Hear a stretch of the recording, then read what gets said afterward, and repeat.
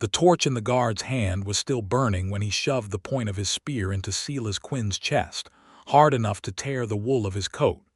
"Human filth," the orc snarled, close enough that Silas could smell the rancid grease on his breath.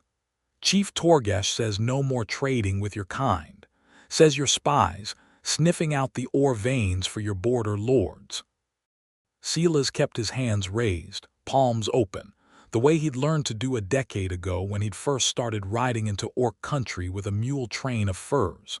His heart hammered, but his voice came out steady, because a shaking voice got a man killed faster than anything else out here. "I'm no spy. I've traded at Ironwood Camp for 6 seasons running. Ask anyone who's dealt with me. I bring good pelts, honest weight, and I don't cheat on the scales." "Chief Torgesh didn't ask what I think," the guard said, and drew the spear back for a thrust that would have opened Silas from collarbone to belly. It never landed. A hand closed around the spear's haft an instant before the point could move, and the weapon simply stopped, as though it had struck stone. Silas looked past the guard's shoulder and saw her for the first time. Snaga Bloodhorn, tall enough to look most men in the eye without tilting her chin, her green-gray skin gleaming faintly with sweat from the forge fires behind her, her black hair pulled back in a thick braid threaded with small bone beads that clicked together as she moved. She wore fitted warrior's leathers, a dark-tanned bodice laced tight across her chest and reinforced at the shoulders with hammered steel plates shaped like curling horns, the leather molded close to a powerful, unmistakably feminine frame, with a wide belt at her waist holding 2 curved short blades and a horn-hilted skinning knife. Her arms were bare from the elbow down, corded with muscle, and a thin white scar ran along one forearm like a story half told. "Put it down, Grull," she said, and her voice was low and rough as gravel sliding down a slope, but there was an authority in it that needed no shouting. "This one is under my charge. He came with a writ of trade signed by your own chief's father before the old man died. You'll not spill his blood on my ground." Grull's tusks flashed as he bared them, but he let go of the spear when she twisted it out of his grip with contemptuous ease. "Torgesh won't like it, overseer. Torgesh is an overseer of the lower camp. I am. Go tell him that, if you've got the stomach for it." The guard spat near Silas's boot, muttered something in the orcish tongue that did not sound complimentary, and stalked off toward the palisade gate, torch smoke trailing behind him into the cold mountain air. Silas let his breath out slowly, and only then realized how badly his hands were shaking. He looked up at the orc woman who had just saved his life with the same casual motion a man might use to swat a fly, and found her amber eyes already fixed on him, appraising, unreadable. "You're the fur man," she said. "Quinn. Silas Quinn." He managed a small, crooked smile, the kind that had gotten him through 100 nervous trades in his life. "And you're the reason I'm still breathing, it seems. I owe you my thanks and probably a good deal more than that." "You owe me nothing." She turned that scarred forearm over, inspecting the spear she'd taken as though deciding whether it was worth keeping. "I don't like men bled on ground I keep clean of blood that isn't earned. That's all this was." But her eyes lingered on him a moment longer than the explanation required, and Silas Quinn, 34 years old, unmarried, a fur trader out of the border town of Fallbridge with no family left to speak of and no particular reputation beyond being reliable and dull, felt something shift low in his chest that he did not yet have a name for. He had ridden 2 days up from Fallbridge with a mule train loaded with beaver and marten pelts, salted venison, and 3 bolts of good wool cloth, aiming to trade at Ironwood Camp the way he had every autumn since he was 24. Ironwood Camp sat deep in the Ashfang Mountains, a sprawling logging and mining settlement carved into the shoulder of the range by the Bloodhorn clan 2 generations back, its timber yards and ore shafts feeding both orc forges and, through careful trade, the hungry markets of the human borderlands. It was rugged, cold, and dangerous country, full of switchback trails and rope bridges strung over gorges deep enough to swallow a man whole, and the orcs who lived there had little patience for humans who wasted their time. But Silas had always found something in the work he preferred to the safety of Fallbridge, the vast quiet of the high passes. The honesty of a hard bargain struck fair, and if he was being truthful with himself in the dark hours of a cold camp, the simple fact that nobody back home had ever needed him the way the mountains seemed to. He was a careful man, not a brave one by his own reckoning, though the men who knew him would have argued otherwise. He kept his own counsel, slept better under open sky than under any roof, and had long since stopped expecting his life to hold anything more than the next trade, the next season, the next quiet winter alone. He had not expected Snaga Bloodhorn. She led him through the lower camp without another word, past the great soppits where logs were stripped and split, past forges roaring with orange light where hammers rang against iron all day and half the night, until they reached the trading yard, a flat stretch of packed earth ringed with storehouses where humans and orcs alike came to barter under the watchful eyes of camp guards. It was here Silas had done business for 6 years, and it was here, laying out his pelts on a long trestle table, that he finally found his voice again. "Overseer Bloodhorn," he said, testing the name. "Naga," she corrected, not looking up from the marten pelts she was running her thick fingers through, testing the density of the fur with a practiced touch that told him she knew furs better than most trappers he'd met. "Bloodhorn is my clan. Snaga is my name. Use it." Snaga, then. He liked the shape of it in his mouth more than he expected to. "Can I ask what's happened here? 6 years I've come to this camp and never once had a spear put to my chest. Your guards used to just grumble and haggle." Her jaw tightened, and for a moment the appraising trader's mask slipped, and he saw something colder and more dangerous underneath. "The old chief died in the spring, Drusk Bloodhorn." "My father." She said it flatly without inviting sympathy, though Silas offered a quiet murmur of it anyway. He was old, but he was strong, and strong orcs do not simply lie down and stop breathing in their sleep the way he did. "My brother Kagan was to take the chief's mantle after him, as was right and named before the whole clan gathering. Kagan died a month later, thrown from a cliff trail his horse had walked 100 times without stumbling. And now Torgesh Skullrand sits in the chief's chair, claiming a bloodright through some cousin's marriage no elder can quite trace, and any orc who questions it too loudly finds himself reassigned to the deepest, coldest shafts in the mountain until he learns to hold his tongue." Snaga set the marten pelt down with more force than the gesture required. "I am not such an orc. I hold the lower camp, the trading yard, and the loyalty of every logger and miner who worked under my father. Torgesh cannot move against me outright without starting a war inside his own clan, so instead he starves my authority a little every week, bans one more trade partner, reassigns one more of my men, waits for me to grow weak enough to remove quietly." Silas absorbed this in silence, turning it over the way he turned over a pelt to check for moth damage. "That sounds like more trouble than a fur trade is worth to you." "Perhaps." For the first time, something like humor touched the corner of her mouth, though her eyes stayed sharp. "And yet I stopped a spear from opening your belly 10 minutes ago, human. Ask yourself what that's worth to you before you go questioning what your trade is worth to me." He laughed, a short, surprised bark of a sound, and found that she was almost smiling too, tusks small and neat against her lower lip, and something about the shape of that near smile lodged itself under his ribs and stayed there. They traded that day as they always had, weighing furs against ingots of raw iron ore and lengths of the pale, impossibly strong ironwood the camp was named for, but there was a different current running beneath the familiar rhythm of the exchange. Snaga's fingers brushed his more than once as she took pelts from his hands, and neither of them pulled away as quickly as courtesy might have demanded. When he mentioned, almost without meaning to, that he'd be camping 2 nights on the ridge above the yard before the mountain trail cleared enough to take his mule train home, she only said, "Good," and did not explain why, and left him standing there with his pulse doing something foolish in his throat. That night, sitting alone at his small fire with the mountain wind hissing through the pines, He told himself firmly that an orc overseer twice as strong as any man he knew, with a clan feud on her hands and a usurper chief who would gladly see him dead, was not a woman. A sensible fur trader ought to be thinking about the way he was thinking about her. He told himself that several times. It did not help even a little.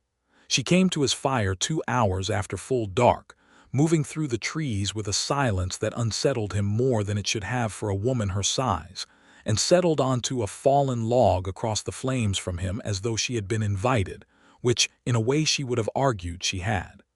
"You'll freeze, sitting out here without a proper tent," she said, by way of greeting. "I've wintered worse."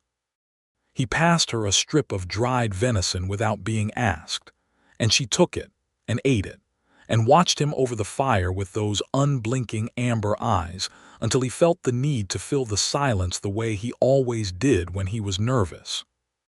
"You didn't have to walk up here in the dark to tell me that." "No," she agreed. "I didn't." "Then why did you?" She considered the question longer than he expected, turning the last of the venison strip between her fingers. "Because Torgash's men will be watching the lower camp tonight, and I wanted air that didn't smell like his forge smoke. And because you are the first human in 6 years who has looked at me like a person, and not like a wall he was afraid might fall on him." Silas felt his face heat, grateful for the dark and the fire's uneven light. "You're not a wall. You're the finest fur judge I've traded with north of the Fallbridge Road, and the only overseer at this camp who's never once tried to weight the scale against me. That's not what I meant, and you know it." "I know," he admitted, quiet. "I just don't quite know what to do with the rest of it yet." Her mouth curved, slow and deliberate, and she leaned forward just enough that the firelight caught the sharp line of her cheekbone, the small silver ring through the top curve of one ear. "Then don't do anything yet, fur man. Just sit there and let me look at you a while. It's been a long season of looking at men I'd sooner gut than speak to." He sat there and let her look at him, and found that he did not mind it nearly as much as a sensible man should have. Over the following weeks, as autumn deepened into the first hard frosts, Silas found reasons to extend his trading trips longer than any prudent merchant would have. He told himself it was the quality of the trade. Ironwood ore ran richer that season, and the timber was cured better than any he'd seen. But the truth sat plainer than that, and Snaga never once let him pretend otherwise. She began meeting him at the edge of the trading yard before the sun was fully up, walking with him along the log flumes where the great trunks were floated down to the soppets, teaching him orcish words for things he'd never had names for, the particular whistle-call loggers used to warn of a falling tree, the low grunted rhythm that kept a hauling team moving in time. He taught her, in turn, the human trick of reading weather in the shape of clouds over the peaks, and she listened to him with a fierce, focused attention that no one had ever given his opinions before, as though the things he knew mattered simply because he was the one who knew them. There were moments, in that slow unfolding of weeks, that stayed with him long after. The afternoon she caught his wrist to stop him walking into a rotted section of the flume walk, her grip like an iron band, and did not let go for 3 full breaths after the danger had passed, her thumb tracing once, absently, over the inside of his wrist before she released him and turned away too quickly. The evening she stood behind him at the forge, correcting the angle of his knife hand as he tried, badly, to help sharpen a set of felling axes, her body a warm wall at his back, her breath stirring the hair at his neck as she murmured instructions he barely heard over the roar of his own pulse. The night she'd laughed, a real laugh, rare and startling, at some dry, self-deprecating joke he'd made about his own poor orcish accent, and the sound of it had made him want, more than he'd wanted anything in years, to be the reason she laughed like that again and again for the rest of his life. He was careful never to push. He had grown up watching men mistake a woman's tolerance for invitation, and he would rather have gone the rest of his days without her hand in his than be the kind of man who reached for something before it was offered. So he waited and traded, and rode the long cold road back to Fallbridge each time, telling himself this was the last season he'd let himself feel this way about a woman who could break him in half without trying, and each time finding, when the passes cleared again, that his mule train was pointed back up into the Ashfang Mountains before the thought had even finished forming. It was on his fourth visit that season, in the deep cold of early winter, that everything changed. He arrived at Ironwood Camp to find the trading yard unusually quiet, the guards at the palisade gate tense and watchful in a way that had nothing to do with him. Snaga met him at the gate herself, which she had not done before, and her face was set in a hard, careful blankness that he had learned, in their weeks of knowing each other, meant she was frightened and did not want it to show. "Walk with me," she said low, "and smile like we're only talking of pelts." He did as she asked, matching her pace toward the storehouses, forcing an easy expression onto a face that felt anything but easy. "What's happened?" "Torgesh has doubled the guard on the upper strong room. No one's allowed near the old records hall, where the clan keeps its succession scrolls and gathering ledgers." Her voice was barely above a whisper. "2 nights past, one of my father's old shaft foremen came to me in secret. He was there the night my brother Kagun died. He says Kagun's horse did not stumble on the cliff trail. He says he saw Torgesh's men on that trail an hour before, and he has said nothing until now because he was afraid, and because he had no proof, only what his eyes told him." Silas's stomach tightened. "Proof of what exactly?" "Murder," she said, the word flat and terrible in the cold air. "My father dead of a sickness no healer could name, that came on sudden after eating from Torgesh's own table at a peace feast. My brother dead a month later on a trail he'd ridden 1,000 times. And now Torgesh sits in my father's chair with a blood claim no elder can verify, and forbids anyone from looking too closely at the old records that might prove or disprove it." She stopped walking, turned to face him fully, and for the first time since he'd known her, Silas saw real fear in those amber eyes, not for herself, he understood, but for what she might lose trying to prove what she already believed in her bones. "The foreman told me there is a strongbox hidden in the old collapsed shaft below the north tunnel, sealed off since a rockfall years ago. He helped carry it there himself, on Torgesh's order, the week before my father died. He does not know what's in it, but he believes it will tell the truth of what happened, and he is too afraid to go looking himself. And you want to go looking. I want to know the truth about my own father and brother," she said, fierce and low.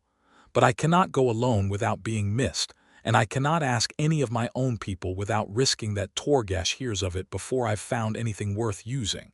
You are a traitor.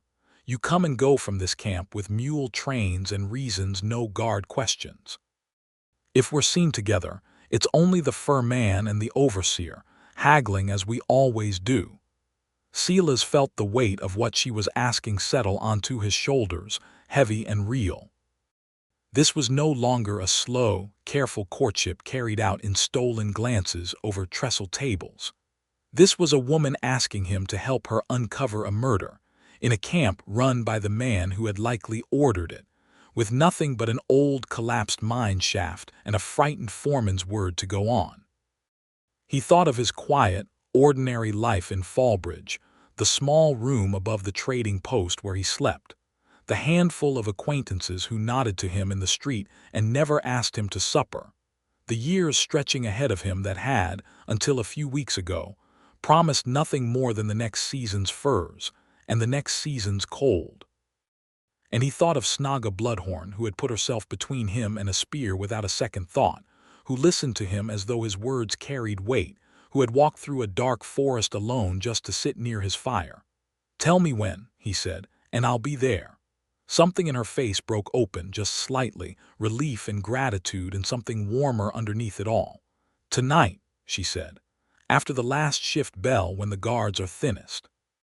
Meet me at the old flume gate, where the timber chute runs down from the north tunnel.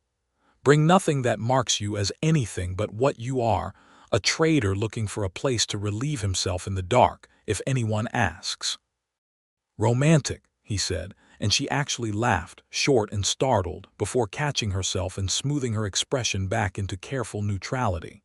"Come armed, Silas Quinn," she added, quieter, using his full name for the first time, and something about the sound of it in her mouth made his chest ache.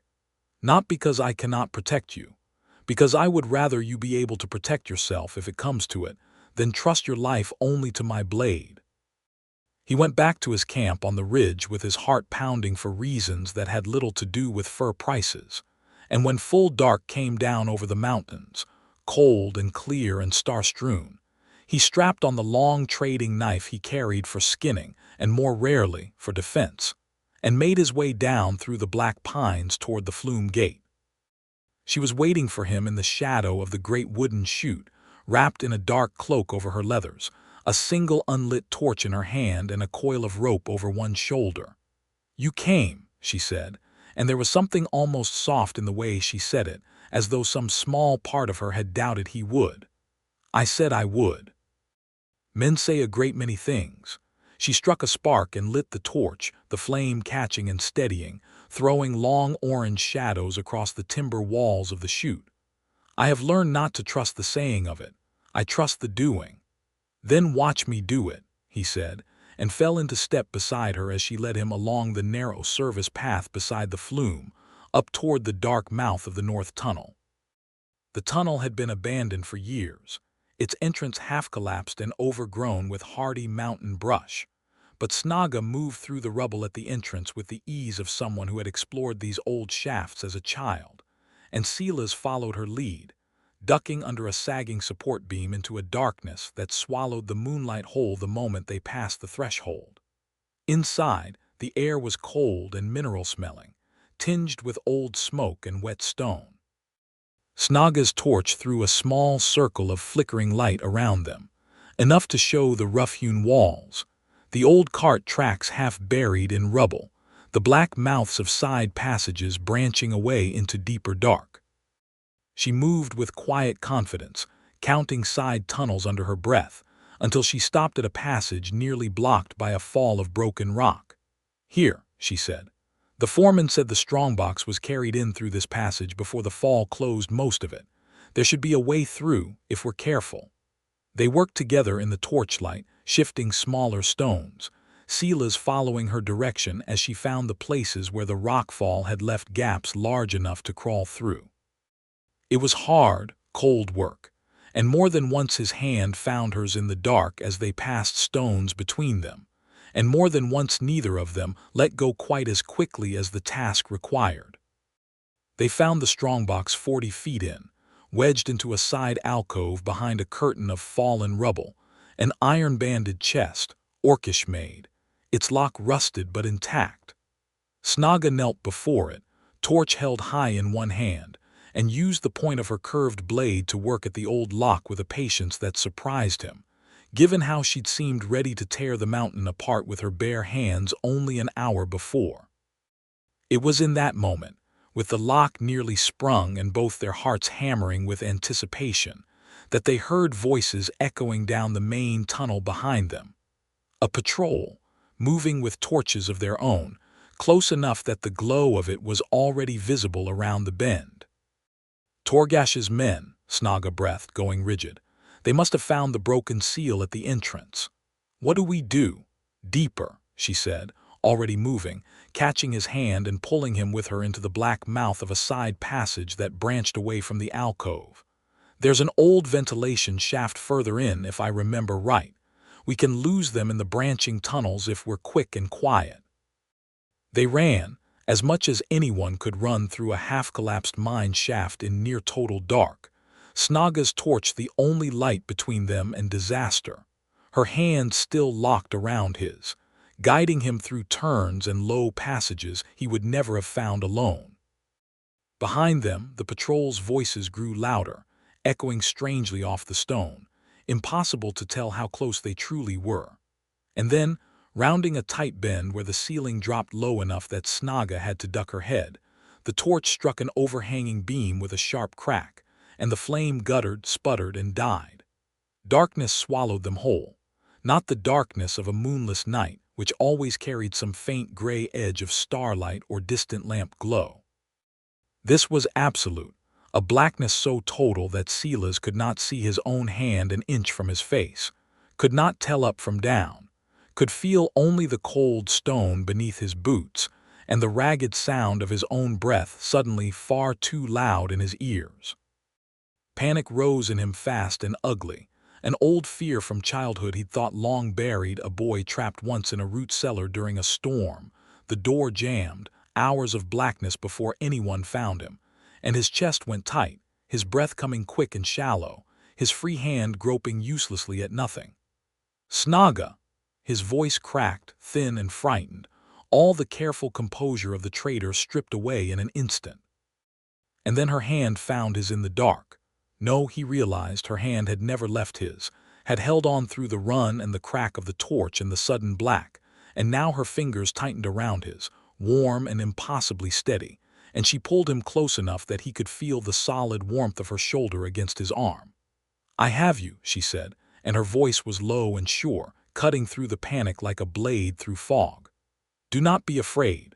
My kind never fear the dark, Silas Quinn. We are born to it under the mountain, before ever we see the sun. There is nothing down here that can harm you that I cannot put a blade through first." "I'm not," he stopped, ashamed, then made himself say it plain because something about the absolute black around them made pretending seem foolish and small. "I am afraid. I don't like being blind." "I know." Her thumb moved once slow across the back of his hand, a gesture of such simple tenderness that it undid something in his chest more thoroughly than any declaration could have. "That is why I am not letting go." They stood like that for a long moment, her hand wrapped around his in the perfect dark, the distant sound of the patrol's voices fading as the guards moved off along the main tunnel, apparently satisfied that whatever had disturbed the old seal was nothing worth chasing further into a shaft known for collapses. Silas felt his heartbeat slow, gradually, matched somehow to the steady warmth of her grip, and in that darkness, stripped of sight, he became aware of every other sense doubling in its place, the low rasp of her breathing, the faint metallic smell of the mine, the heat of her body so close to his, the particular way she had said his full name twice now, as though she liked the shape of it. "Snaga," he said, quiet, testing something he had not let himself test before. "I have wanted to do this since the day you stopped that spear." "Do what?" But her voice had gone soft, almost teasing, and he could hear, even in the dark, that she already knew. He reached up with his free hand, found the line of her jaw by touch alone, and she did not pull away. "This," he said, and closed the small distance between them and kissed her. She met him without hesitation, one hand still locked around his, the other coming up to fist gently in the front of his coat, pulling him closer with a strength that could have crushed him, and instead simply held him, careful and certain, as though she had been waiting for this exact moment through every one of their careful weeks of near touches and unfinished sentences. She kissed him like a woman who had decided something and would not be argued out of it, and he answered in kind, every fear the darkness had put in him burned away by the fierce, warm reality of her mouth against his. When they finally broke apart, both breathing unevenly, she rested her forehead against his in the dark, her hand still tangled in his coat. "I have wanted that," she admitted low, "since before I knew your name." "Snaga Bloodhorn," he said, "I think I have been falling for you since the first moment you told a guard he'd not spill my blood on your ground." "Good," she murmured, and he could hear the smile in it, "because I do not intend to let you go now. Not for a spear, not for Torgesh, not for a mountain full of dark tunnels. You are mine now, fur man, whether the world approves of it or not." They found their way back to the strongbox by touch and memory, working the lock the rest of the way open with fingers more nervous now than the danger warranted. And when the lid finally creaked back, Snaga struck a spark from her flint against dry moss she'd carried for exactly this need, coaxing a small flame to life that let them see, at last, what the chest contained. Inside, wrapped in oiled cloth, They found what they had come for, and more, a vial of dried residue that Snaga identified by smell alone as nightshade root. The same poison used by orc healers, only in the smallest doses to ease a dying elder's pain. Enough of it here to kill a strong man twice over. Beneath it, a bundle of letters bearing the seal of a bandit warlord known along the eastern trade roads, detailing payments made to TS in exchange for safe passage through Bloodhorn territory, and a promise of first pick when the mountain's ore began flowing south to buyers who cared nothing for the human border towns it would starve of trade. And beneath that, worst of all, a torn scrap of horse tack that Snaga recognized instantly, her breath catching in her throat, a strap from her brother Kagun's own saddle, cut clean through with a blade, not worn or frayed as an accident would have left it. "He killed them both," Snaga said, and her voice shook for the first time since Silas had known her, not with fear but with a grief so old and so carefully buried that its sudden surfacing seemed almost to frighten her. "My father with poison at his own feast table. My brother with a cut girth strap on a cliff trail.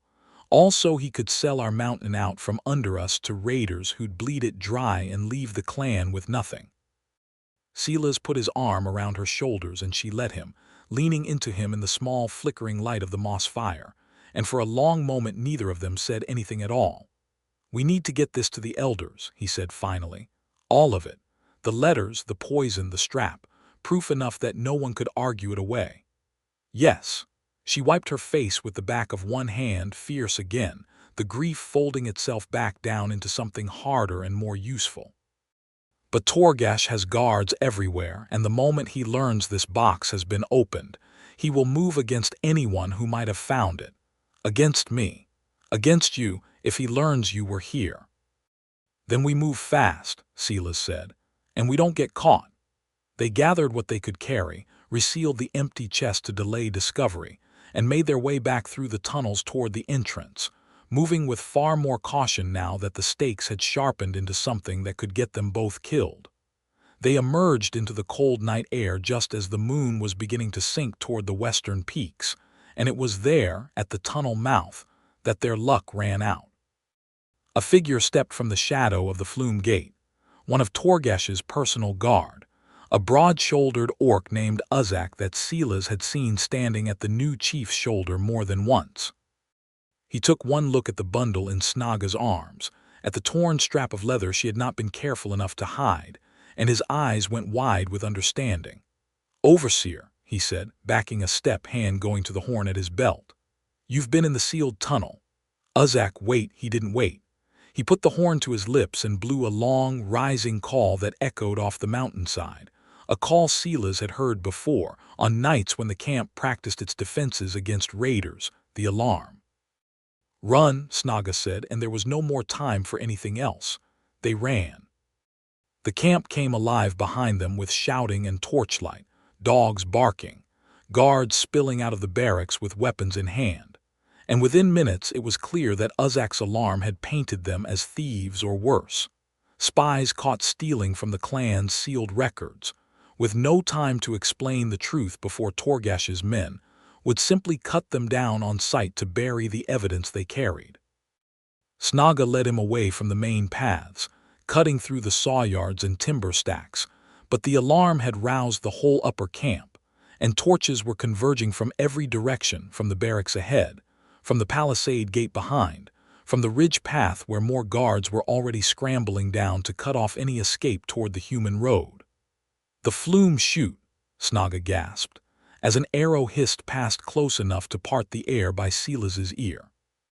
"It runs straight down to the lower gorge, faster than any trail, if we can reach the loading platform before they close it off." They broke from the cover of the timber stacks into open ground, and immediately 3 guards spotted them, shouting the alarm anew, closing in from the left flank with spears leveled. Snaga shoved Silas ahead of her without slowing, drawing both curved blades in a single fluid motion, and for one terrible, vivid moment Silas saw her plant herself between him and the charging guards, meeting the first spear thrust with a blade that turned the point aside in a shower of sparks, driving her shoulder into the guard's chest hard enough to send him sprawling. "Go!" she roared at him. "The platform now!" He ran, heart in his throat, refusing to leave her behind even as his legs carried him toward the flume platform, and he saw over his shoulder the second guard swing at her, saw her duck low and drive upward with the hilt of her blade into his jaw, saw the third guard hesitate at the sight of his companions falling and choose, wisely, to fall back and shout for reinforcements instead of closing the distance himself.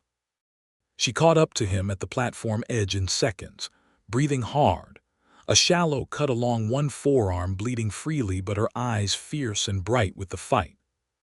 Below them, the great wooden chute plunged down through the darkness toward the gorge floor far below, water and stripped logs running its length by day, empty now, but for the icy trickle of runoff that made the boards slick and treacherous. Down there, Silas stared at the drop, at the narrow, steep chute disappearing into blackness. "Snaga, that's the only way that isn't full of spears," she said, and behind them torchlight was already flooding the clearing as more guards poured into view, arrows knocked, Torgash himself now visible at the rear of the pack screaming orders that needed no translation. "Trust me, fur man. Now or never." He trusted her.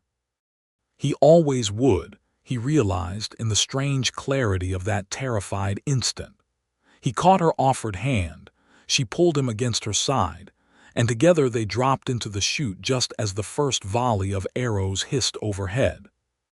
The ride down was a nightmare of speed and ice-slick wood, the two of them tangled together and sliding, spinning, Snaga's arm locked around him so tightly he felt every jolt of the chute's rough seams through her body instead of his own. Her boots braced against the sides to steer them as best she could through turns that threatened to throw them clear at every bend.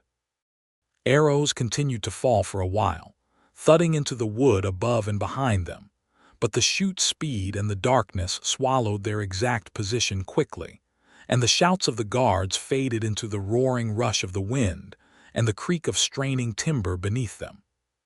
They shot out of the chute's lower mouth into the shallow, half-frozen pool at the gorge floor with a spray of icy water that drove the breath from Silas's lungs, and for a moment they lay there tangled together in the freezing shallows, gasping, alive, the sound of pursuit still echoing distantly from the ridge high above where the guards would need long minutes to find any trail down that did not involve breaking their own necks on the chute. "You're bleeding," Silas managed, through chattering teeth, reaching for the cut on her arm. "It's shallow. I've had worse from a bad-tempered mule." But she let him tear a strip from his shirt sleeve to bind it anyway, and her hand found his afterward and did not let go as they hauled themselves up out of the frigid water and into the questionable shelter of the gorge's rocky wall. "We can't stay here. They'll search the gorge floor by first light. There's an old watch station a mile downstream, abandoned since before I was born. We can shelter there and decide what to do next." They made the mile in silence, soaked and shivering, leaning on each other more than either would have admitted aloud, until the crumbling stone of the old watchtower rose up out of the dark, its roof long collapsed but its lower chamber still dry and defensible. Snaga built a small fire in the sheltered hearth with hands that shook slightly, whether from cold or from the fight or from something else entirely, and Silas wrapped his cloak around both their shoulders as they sat close before the flames, the bundle of stolen proof set carefully between them like something sacred. "We have what we need," she said finally, staring into the fire. "But we cannot walk back into camp and simply hand it to the elders. Torgash will have every guard watching for us now. He'll claim the letters are forged, the poison planted, the strap cut by some enemy trying to discredit him. He has had months to build his lies. We have one night and a chest of proof that could be argued away by a clever enough tongue. Then we need more than proof," Silas said slowly, thinking it through the way he thought through a hard trade, looking for the angle that made the deal impossible to refuse. "We need witnesses who can't be bought or frightened into silence. The foreman who told you about the shaft, would he speak in front of the full clan gathering if he knew he wasn't the only voice? Perhaps. He is frightened, but he loved my father."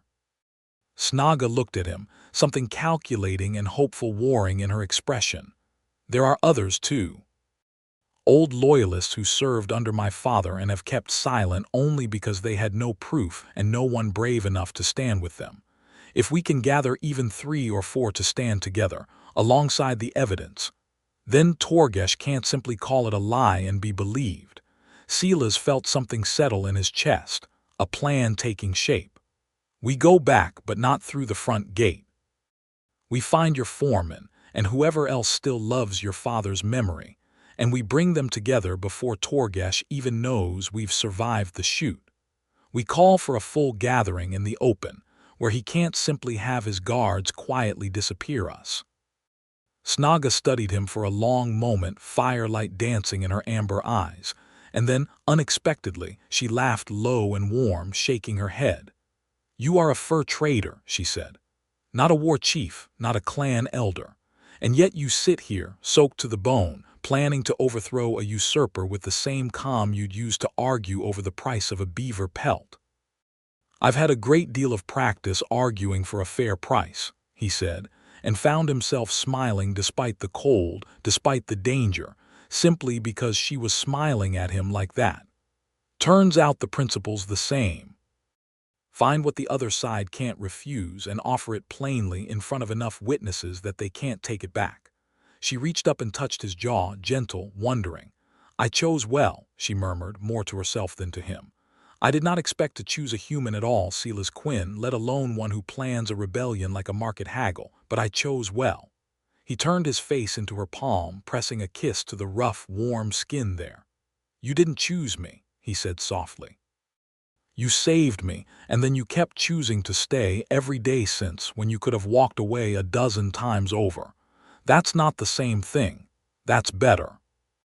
They stayed in the ruined watchtower until the first gray light of dawn crept over the eastern ridge, sharing warmth beneath his cloak, saying little more, because there was little more that needed saying. When they finally rose to move, stiff and cold but resolved, Snaga caught his face between her hands and kissed him again, slow and sure, a promise as much as an affection. "Whatever happens today," she said, "know that I do not do this only for my father's memory or my brother's justice or even for the clan. I do it because I want a life that has you in it, and I will not have that life while Torgesh Skullrend sits in a chair he murdered 2 good orcs to take." "Then let's go take it back," Silas said, and they set out together into the cold morning, back toward Ironwood Camp and whatever waited for them there. They reached the foreman's cabin on the outskirts of the upper camp without being seen, moving through the tree line rather than the open trails, and the old orc, a grizzled, thick-shouldered miner named Borg who had served 3 decades under Chief Drusk Bloodhorn, went pale at the sight of them alive, then fierce and resolved once Snaga laid the evidence before him on his own table. "I saw the girth strapped the morning after," Borg said, turning the torn leather over in his gnarled hands, his voice thick. "I told myself it was worn through by chance. I wanted to believe it. I am ashamed I did not speak sooner." "You can speak now," Snaga told him. "Today, in front of the whole clan gathering if you have the courage." Borg looked at the poison vial, at the letters bearing the bandit warlord's seal, and something old and buried and furious rose up in his weathered face. "I have the courage," he said. "And I know 3 others who served your father who will stand with me. If you can gather the whole camp to hear it before Torgash's guards can silence us one at a time." By mid-morning, word had spread through the lower camp in the careful, coded way that news traveled among people who had learned to fear speaking too plainly. A gathering called at the great open yard before the soppits, ostensibly to settle a dispute over timber quotas, but every logger and miner who had loved Chief Drusk Bloodhorn understood, somehow, that something larger was coming. Snaga stood at the center of the yard in her leathers, the strongbox's contents laid out on a trestle table before her, Borg and 3 other grim-faced elders standing at her shoulder, and Silas stood just behind her, close enough to reach for if she needed him, though he suspected she would not need to. Torgesh arrived flanked by a dozen guards, his broad face twisted with fury at the sight of the gathered crowd and the evidence displayed so openly. "What is this?" he demanded. "Overseer Bloodhorn, you have no authority to call a clan gathering. I have called it in the name of my father, Drusk Bloodhorn, and my brother Kagun, the true and named heir you murdered to take his chair," Snaga said, her voice carrying clear and hard across the crowded yard, and a ripple of shock and murmured horror ran through the assembled loggers and miners. "I have here nightshade root taken from the strongbox you had hidden in the sealed north tunnel, of the same measure that killed my father at his own feast table. I have letters bearing your seal, promising a bandit warlord safe passage and first claim on our ore in exchange for gold enough to buy loyalty and silence. And I have the girth strap cut clean from my brother's saddle, the same strap your own foreman helped bury in that tunnel on your order." "Lies," Torgash spat, but his eyes had gone to the evidence on the table, and his composure was cracking visibly at the edges. "Forgeries, planted by a bitter woman who covets a chair she was never meant to hold." "I served Drusk Bloodhorn for 30 years, Borg said, stepping forward, his voice shaking but clear. "I carried that box into the sealed tunnel myself, on your order, the week before he died. I saw your men on the cliff trail the morning Kagun fell. I have stayed silent out of fear for too long, but I will not stay silent today, before every witness gathered here."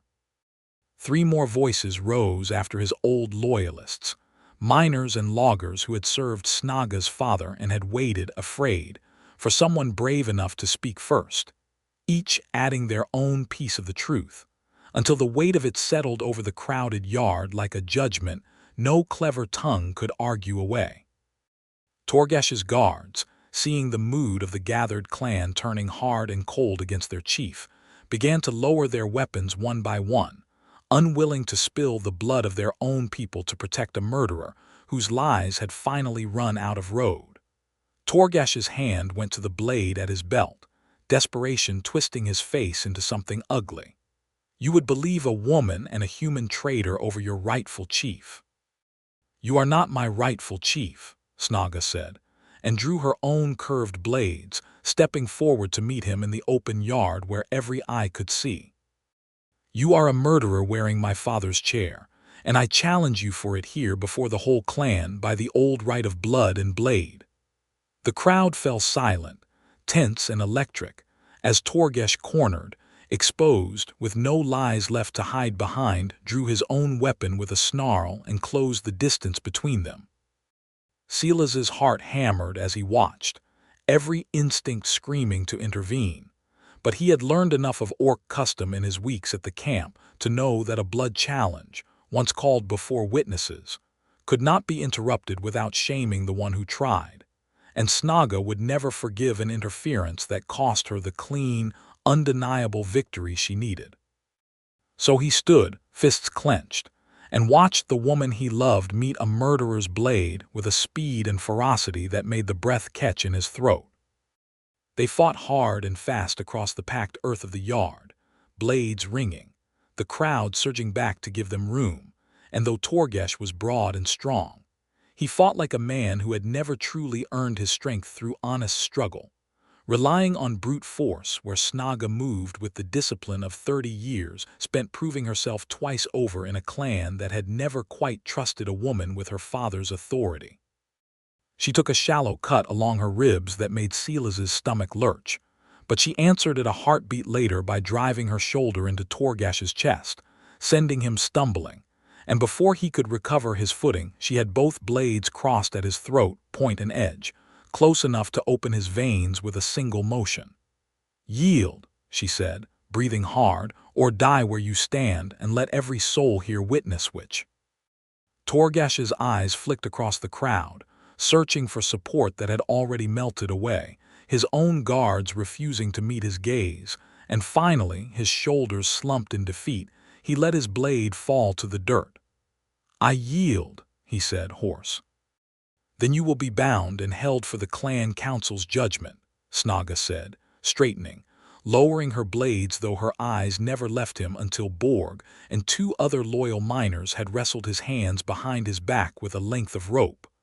And I will hear no argument from any man here that justice was not properly served. There was none. The crowd's silence broke into a low, rolling murmur of relief and vindication.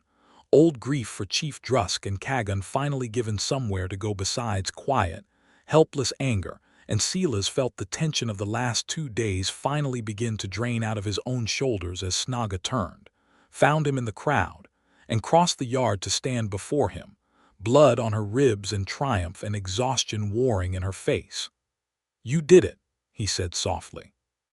"We did it," she corrected, and reached for his hand in front of the entire gathered clan, lacing her fingers through his without hesitation, without shame, a public claiming as clear as any words could have made it. "I would not have found that proof, or lived to bring it before them, without you beside me in the dark." A ripple of murmurs went through the crowd at the sight an overseer of the Bloodhorn clan, victor of a blood challenge, standing bloodied and triumphant with a human traitor's hand held openly in her own. But Snaga did not so much as glance toward the whispers, and after a moment, watching her utter unconcern, the whispers themselves seemed to lose their heat and fade into simple curious murmuring instead. The clan council convened 3 days later in the great hall at the heart of the upper camp, a long stone lodge built into the mountainside itself, its walls hung with old banners and the antlers of beasts hunted generations past. Torgash was brought before the assembled elders in chains, and the evidence was laid out once more, this time before judges who could not be swayed by fear of his guards, since those guards had already sworn new oaths to the clan rather than to the man who had so nearly destroyed it from within. The judgment when it came was swift and final. Exile, stripped of name and clan right, cast out into the eastern wastes with nothing but the clothes on his back, a fate the old orcs considered crueler than death, since a orc without clan was, by their reckoning, no orc at all. That business settled, the council turned to the matter of succession, and it was here that Silas felt his own future, and Snaga's, hang suddenly in the balance in a way the fight in the yard had not quite prepared him for. Snaga Bloodhorn, the eldest of the council said, an ancient, white-haired orc woman named Vrusha who had served as advisor to 3 chiefs before her. "You have proven yourself the true heart of your father's legacy, more than either your brother or the murderer who took his place ever were. The chair is yours to claim, by right of blood and by right of what you have done to reclaim it." The great hall fell silent, every eye on Snaga, and Silas felt his chest tighten with a fear entirely different from the ones he'd faced in the dark tunnel or the arrow-filled chute.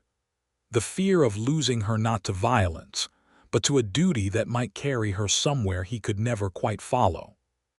Snaga was quiet for a long moment, considering, and when she spoke, her voice carried clear and steady through the hall. "I will not take the chair," she said, and a murmur of shock ran through the assembled elders.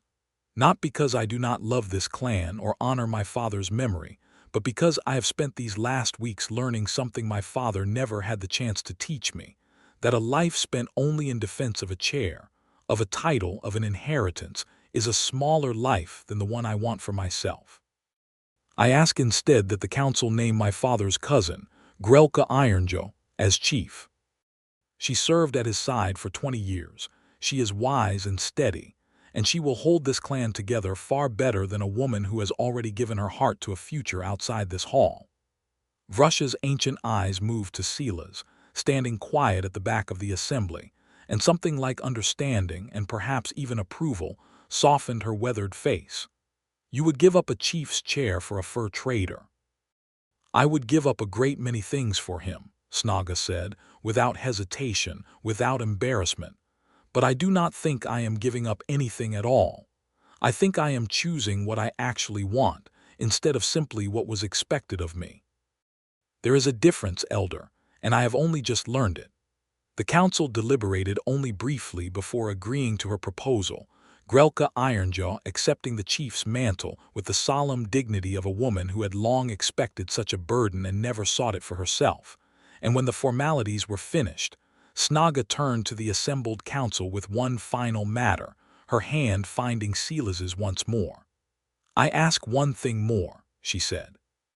"A bargain, struck here before witnesses, that will bind Ironwood Camp to Fallbridge and the human border towns beyond it, in a trade agreement fairer than any we have kept before, full and equal weight given to human traders who deal honestly, protection guaranteed for any who come under formal writ, and passage granted for a human man to live and work at this camp as my own chosen partner, with all the standing that name carries among our people." Grelka, newly seated in the chief's chair, looked between Snaga and Silas for a long, considering moment, then nodded slowly. "It is a fair bargain, and an easy one to grant a woman who has already given this clan back its honor. Let it be recorded. Ironwood Camp opens its trade fully and fairly to Fallbridge and all honest traders of the border, under guarantee of this council, and Snaga Bloodhorn is granted the right to take the human Silas Quinn as her chosen partner, with full standing, so long as both wish it to be so." The hall erupted into a mixture of murmured approval and startled whispers, the old prejudice against humans not vanishing entirely in a single afternoon.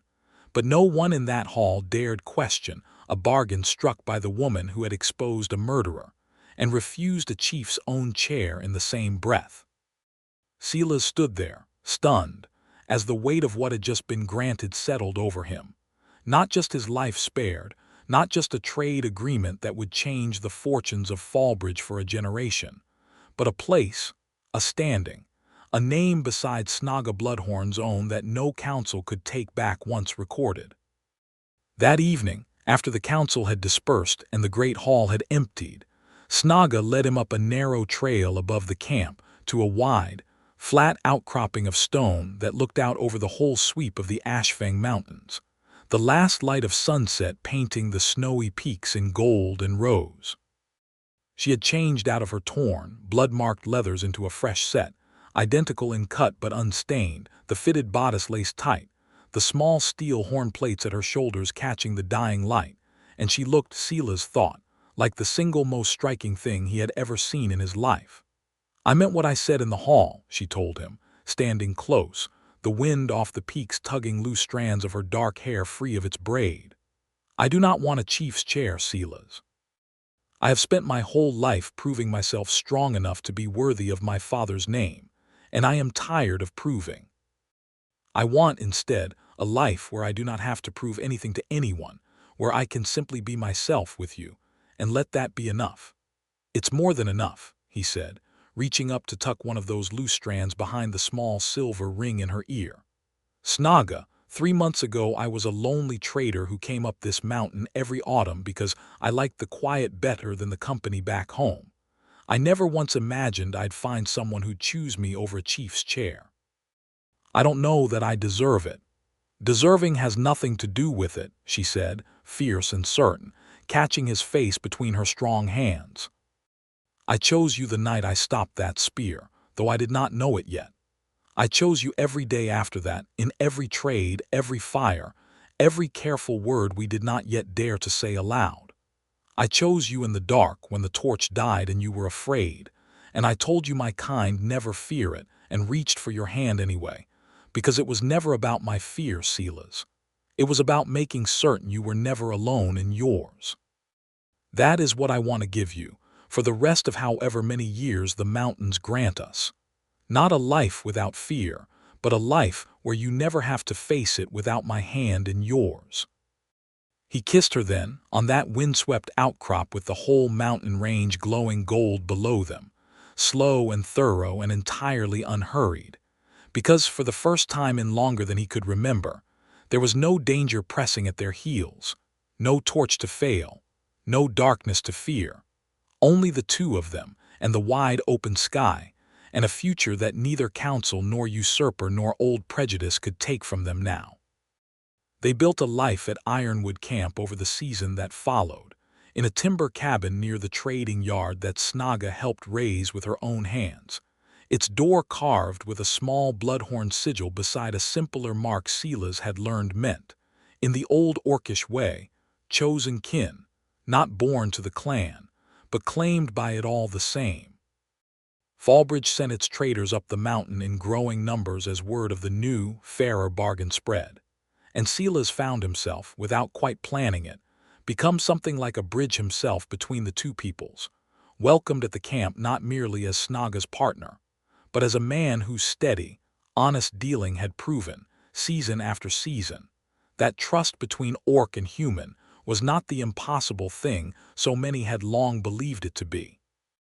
On the nights when the mountain wind howled hard enough to rattle the shutters, and the fire in their small hearth burned low, Snaga would sometimes reach across the dark and find his hand without a word needing to pass between them, a gesture so familiar now it needed no explanation. And Silas would think, every single time, of a torch dying in a black tunnel, and a fierce, fearless woman who had reached for him anyway, and chosen him, again and again, ever since. He had come to the Ashfang Mountains, 6 years running as a lonely trader with nothing waiting for him at the end of any season, but another cold winter alone. He left that life behind entirely the day Snaga Bloodhorn took his hand in the dark and never let it go, and in the warm, hard-won quiet of the home they built together on the mountain's shoulder, overlooking the camp that trade and truth had finally set to rights, Silas Quinn understood, at last, exactly what it meant to be wanted, to be chosen, and to never again face the dark alone.